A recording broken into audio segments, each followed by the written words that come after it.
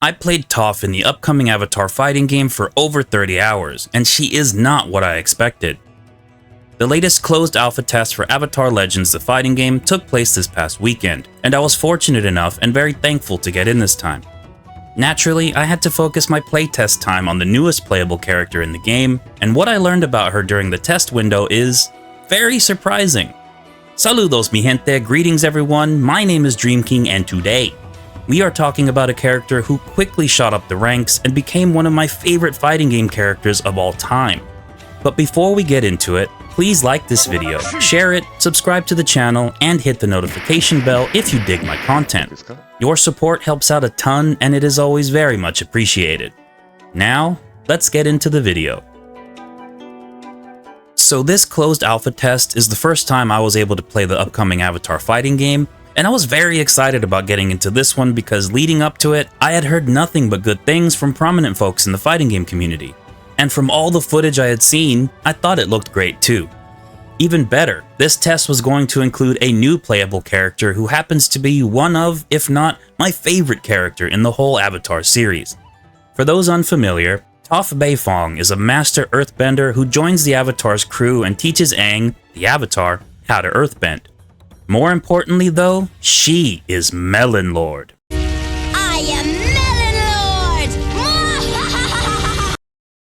As an earthbender, Toph specializes in grounded combat, obviously. She also happens to be blind, but still has the ability to see using vibrations in the ground that her surroundings make. And this actually has real-world effects for her in the Avatar fighting game, which we'll talk about here in just a little bit. Toph is a badass, and she created an elevated level of earthbending in metal bending. She's just an awesome character overall. If you've never watched the Avatar The Last Airbender series, I highly recommend you do so. It's so good, dude. Anyway, it was pretty clear from her gameplay trailer that Toph was designed to be the game's gorilla character. A gorilla in fighting games is a character that has a highly aggressive playstyle and usually mounts offense by throwing out big, high-damaging attacks that can be hard for the opponent to stop. Oftentimes, these characters have armor on various moves, which allows them to absorb hits and smash through whatever counter attempts their opponent tries to make. Toph definitely fits the description, for the most part, and in her gameplay reveal trailer, we see her using a ton of armored moves, a fast forward-moving shoulder charge, and a unique ability that allows her to create her own rock walls that act as artificial corners of the stage, very similarly to Aghanos and Killer Instinct. Avatar Legends is a 4-button fighter that has a light attack, medium, and heavy, as well as a flow button which is used to activate unique character movement options and techniques. Holding flow also acts as a universal parry maneuver that sees your character dodge any oncoming attacks. Both Toph's standing heavy and crouching heavy have armor on them, so she can use these big normals in neutral to smash through an incoming hit and take her turn in a situation that she'd normally lose out on. The heavy and EX versions of her shoulder tackle also have armor on them, as well as her down plus flow medium attack, which is another fast, forward-moving maneuver that covers a lot of ground on screen and just smashes through the opponent's attacks.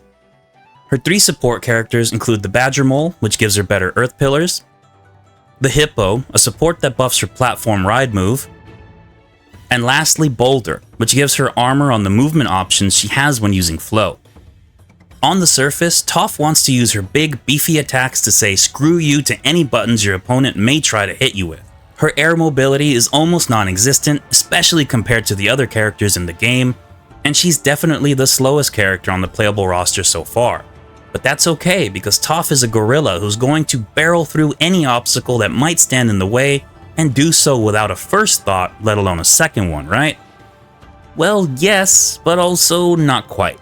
You see, the thing about gorilla characters in fighting games is that they're usually on the easier side to play. The idea is that you can go ham in neutral and not think too much while still being effective, and it's up to the opponent to let you overextend and leave yourself punishable when one of those big armored attacks gets blocked. And while Toph definitely has tools that allow you to do all of that stuff, she is also shockingly technical and execution heavy too. She's one of the most intelligent gorillas I think I've ever seen in a fighting game. Yeah. Getting right into what makes her so technical, let's talk about her rock wall ability. When Toph does the EX version of her Earth Pillar special move, It will see the giant spire that shoots out of the ground stay on screen and act as a wall that limits the opponent's ability to move around the stage. From the jump, it's not hard to see how having the ability to create what's essentially an artificial corner on the stage has high-level and technical implications.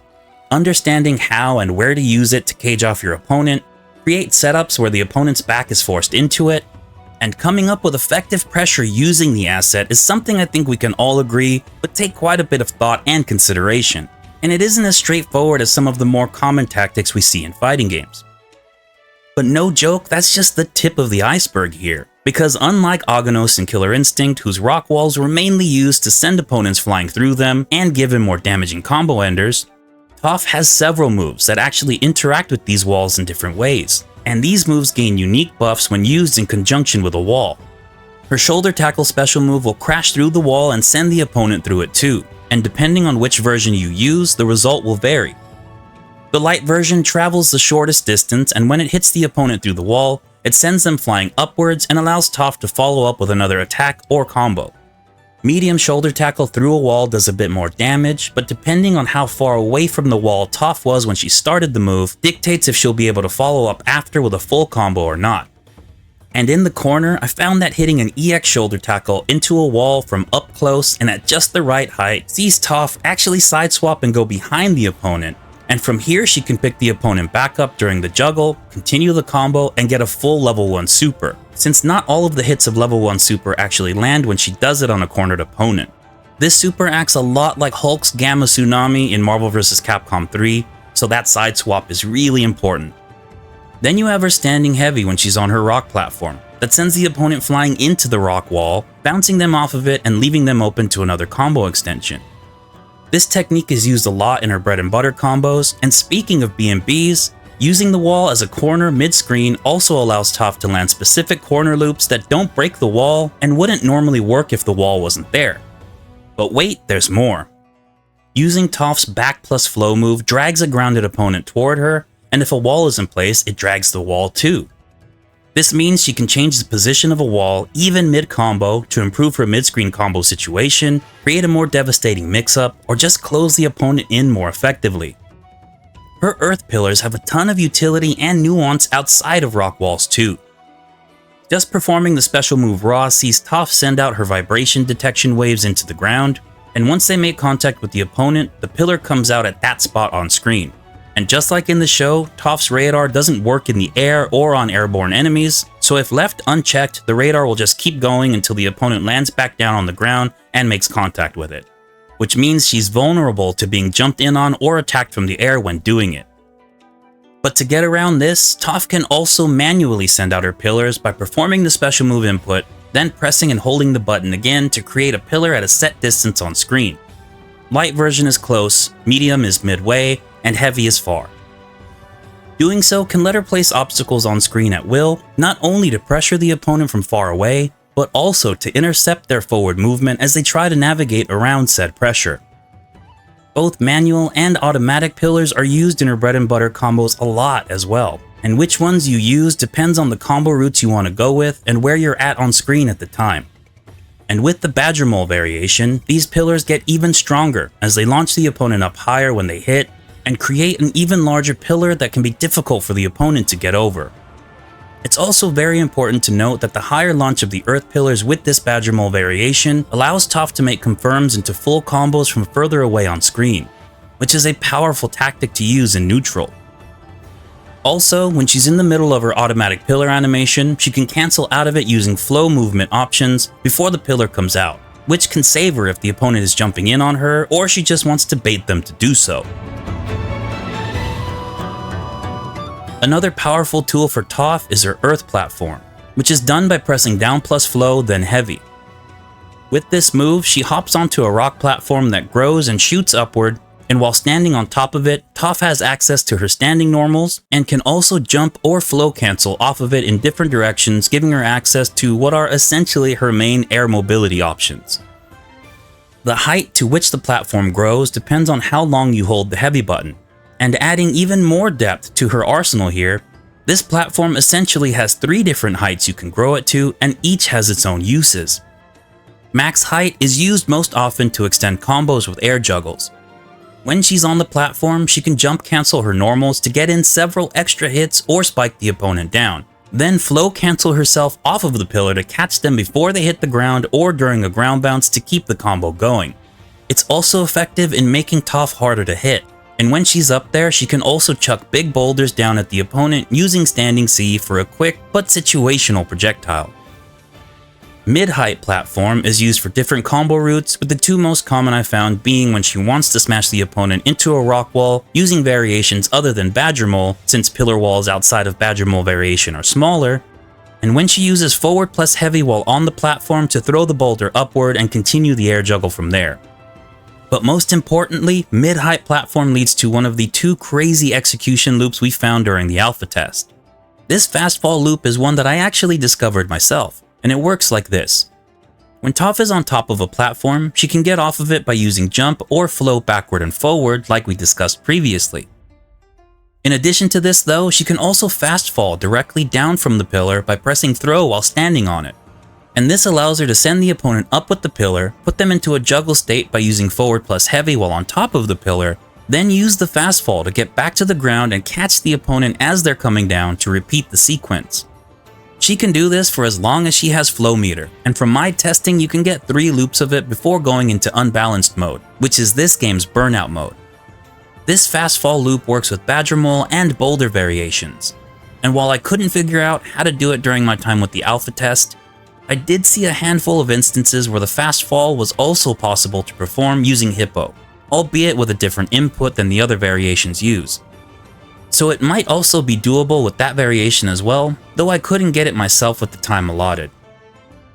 This loop mainly works in the corner, but using Toph's rock walls, I get the feeling it could also work mid-screen with some tweaking. The fast fall loop does great damage, and you get to do it without using any EX meter, which means you can extend things even further after the loops by dipping into your EX/super bar. The main reason fast fall loops don't work normally with the Hippo variation is because this support character allows Toph to move the platform while she's on it. By holding the flow button and either front or back, the platform will move in that direction across the screen, and since throw is mapped to light plus flow in this game, that input seems to clash with her ability to move the platform. But Hippo has its own crazy loop setup, and I believe this one was discovered by Mike and Ike FGC on Twitter. It uses the short height platform as its foundation, and thanks to the Hippo variation making platform come out faster than it does in Boulder or Badger Mole, it allows Toph to not only put this combo loop together, but also do it anywhere on screen.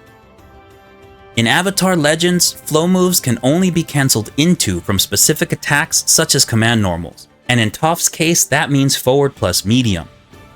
She starts the loop with a basic chain into forward plus medium, cancels into short platform, then quickly cancels that into a standing medium while on the platform, fast cancelling out of platform into a normal being another perk of the Hippo variation.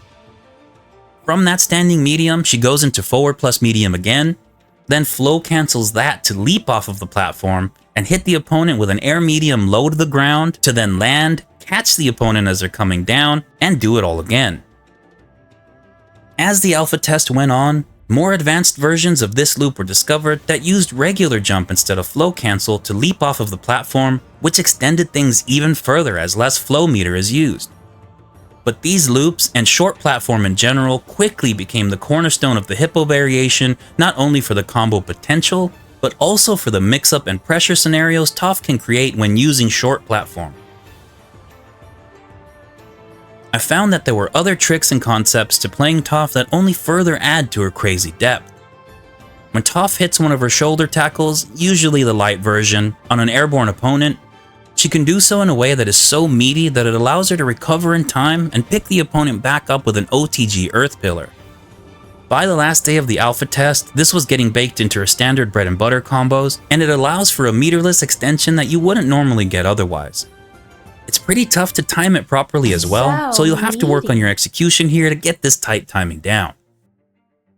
Another thing I noticed that was a heavy influence, especially for Toph, is that a lot of her combos are not only spacing dependent, meaning awareness of where you're at on screen and how high your opponent is during juggles is required to successfully land her stuff, but it felt like a good chunk of her combos were also hurtbox specific.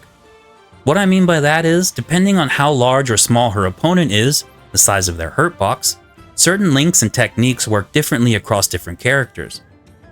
A simple combo like this one from my combo video here worked perfectly on Aang, a smaller hurt box, but didn't work as consistently against Korra, a larger hurt box. In this scenario, because Aang is smaller in general, Toph can more easily pass under him after the shoulder tackle into the rock wall, which leaves him at the perfect height to be hit with a down plus flow medium attack. But when trying this against Korra, I found that Toph more often than not stayed in front of her or passed under and didn't have enough time to get the same combo route she would against Aang. And this felt like a common occurrence as I played against different characters online and in training, which means that not only are you constantly juggling which of her combo options and routes lead into what and work best for wherever you're at on screen at the time, but you also have to know ahead of time if all of the specific things you're using in the combo actually work against the character you're facing. Add all of that in with the crazy execution requirements and the numerous variables many of her main moves have, and you have one smart gorilla. By the end of my 30 hours of playing Toph, I was left desperately wanting more. If you've been following me for a little bit, then you might know that I tend to love bruiser / gorilla type characters in fighting games, but I also love characters with crazy combos and execution. Toph is the best of both worlds, and the version of her that was in the closed alpha test is easily one of my favorite fighting game characters of all time. Overall, Avatar Legends the fighting game has me incredibly excited for its full release. Based on what I experienced in the closed alpha test, the game lived up to the expectations set by the community's feedback, and then it went above and beyond for me with the inclusion of Toph and how amazing her moveset and gameplay style is. The game is really fast, like many have reported, and matches go by very quickly. It's so easy to get lost in the sauce with this game, and you can blink and be 30 games deep without even realizing it. It's awesome, man. And speaking of how fast the games are, I can't help but wonder if Avatar Fighters is going to end up being a 3 out of 5 game in tournament. I had an absolute blast with Toph and the Avatar Fighters closed alpha, and I want so much more of it ASAP. The game is shaping up to be a tremendously fun title, and I can't wait to see what else is in store for it as we move closer to its official release. So that's it for me, y'all. If you're still here and watching, thank you so much. And if you enjoyed the video, please be sure to do all the sharing and the liking and the whatnot, and check out my full Toph combo video from the alpha test, which you'll find here on the end screen shortly. To close this out, I'm going to leave you with the most degenerate play I made during the Avatar Fighters closed alpha test. Thanks again for watching, and I'll catch you in the next one.